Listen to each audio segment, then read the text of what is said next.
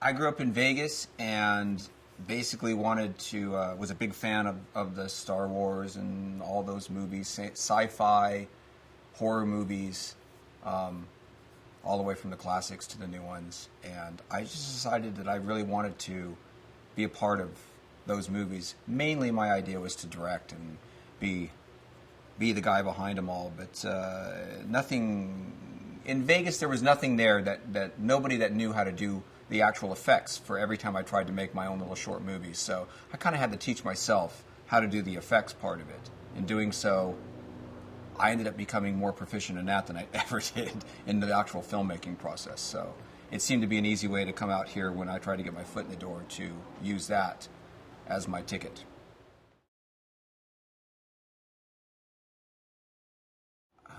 God.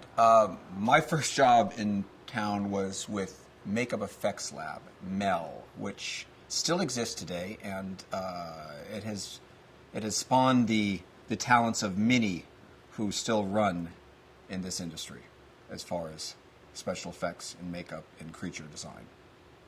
My first movie with Stan was Terminator 2. Wow, isn't that dating? Awesome project. And a really good first starter, and I was hooked ever since.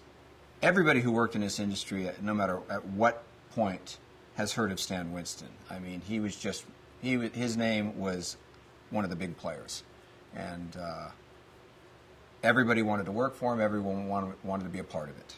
So I was real honored when I was able I was accepted into the family, or I was accepted into the shop, and then later into the family.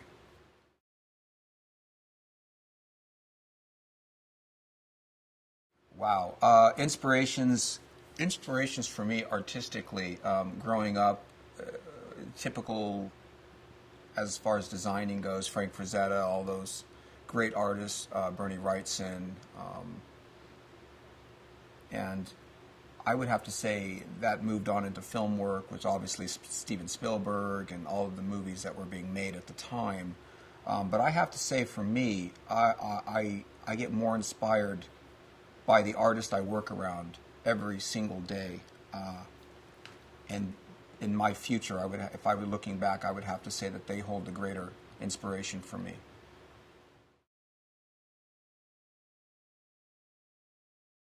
I've had such a great career when Stan gave me the opportunity to come work for him. I have laid my hands on so many characters, whether it was a big part of it or even a small part of it, and they've all been real interesting, real fun, sometimes daunting, but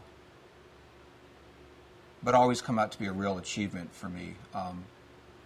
Stan always promoted the art side of things and was an artist himself, so he really appreciated the heart and soul that we poured into our work, and that was something that he really, really nurtured and always appreciated with all of us. I seem to be best known for being a big part of the Raptors for Jurassic Park. One of my projects that I think I worked on that was probably had the best time on would have been Galaxy Quest. Wasn't maybe the biggest movie as Jurassic Park was, or big famous characters, but man, was it just a load of fun to work on.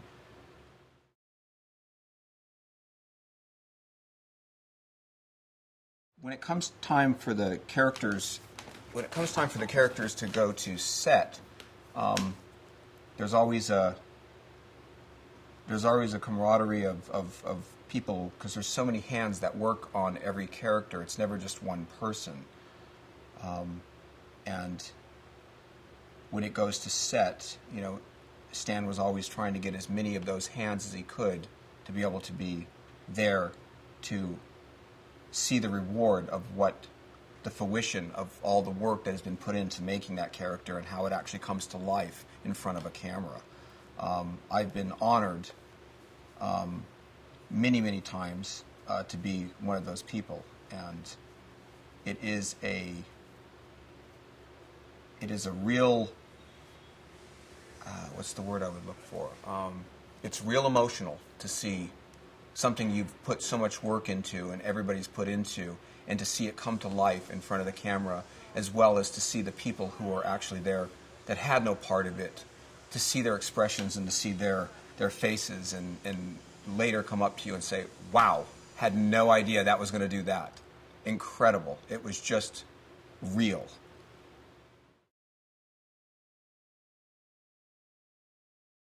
I guess probably some of the biggest problems on set for me would always be the times when we would have a big character, usually a hydraulic character, and hydraulics, I certainly understand them, but I really know very little about the inner workings and how that works. So when something goes wrong hydraulically, I kind of just go into a nail-biting scenario and like, uh-oh, because I don't know anything about how to fix that, I don't know anything about how to do it, and all of a sudden a raptor or a 40-foot T-Rex is throwing its head back and forth and dancing around and looking like it's about to kill just about everybody who's on set. And I just don't know what to do about that, and we figure, well, let's go see what's on TV tonight. The business landscape has changed a lot since I started doing this. Practical effects and practical characters that we were doing when I first started working for Stan's, we were the heroes on set, and we've kind of taken more of a second backseat to digital. Digital has really, really taken everything character-wise to the next level, something that we couldn't do, and even when I shouldn't say we couldn't do, but it would be so astronomically expensive and time-consuming to do it that it doesn't make sense. It's not practical to do it. So I would have to say that, in a way, we were all afraid, especially after Jurassic Park, that what we were was a dying breed and what we did was a dying art form. Now, some odd years later, we found that actually digital has its problems and its limitations as well, and that usually when I work on a project and we're marrying a hybrid process between the practical character and the digital character, that's when it works the best. So for me, I think that is always the best way to achieve a character, a living, breathing character on film, is the hybrid process. And I hope that it continues that way, and that it's foreseen that way through the fans and the fans' eyes and the audience eyes. The artistry has not changed, whether it's digital, whether it's practical.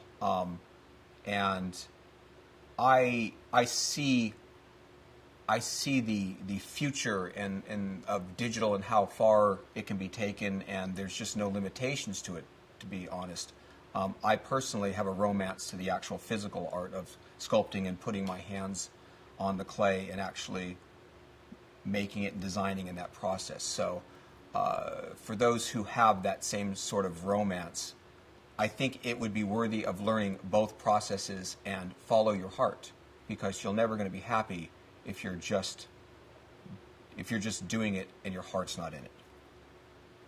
I've been in this industry for long enough to where at a certain time, especially when digital started taking over, that you start losing your sight of where you're going to go with practical and what you can do with it, and is it worth doing anymore, and why am I even bothering?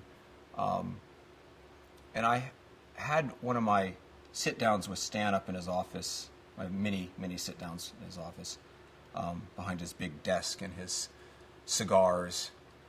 And I asked Stan about that. I was like, Stan, you've been in this industry for a really, really long time, longer than probably just about anybody. And how is it that you're able to create that motivation and your heart is able to be in it every single day? And I'll never forget what he told me. He told me, and he put his cigar down, blew some smoke in my direction, and said, I'm going to tell you honestly, there isn't a day that I don't wake up and I think, why am I still doing this? Why? I have enough money, I can retire, I'm at the age. why do I still bother getting up and driving all the way down here to keep this shop running? And he said, I'll tell you why. He said, because every day I come in here and I walk around this floor and I see all the artists, all you guys, and what you create. And he said, I'm your biggest fan. And when I see it, and it just amazes me every day. He said, if I were to actually retire and close these doors, I would actually be the one physically putting a stop to you guys creating these masterpieces of work. I use that word very lightly. That was his word, not mine. But he said, in an emotional way, I can't be the one who actually closes the doors on the creativity that comes out of this shop. That meant a lot to me when he said that. And it put a new perspective on my view of what I do and coming in every day to work.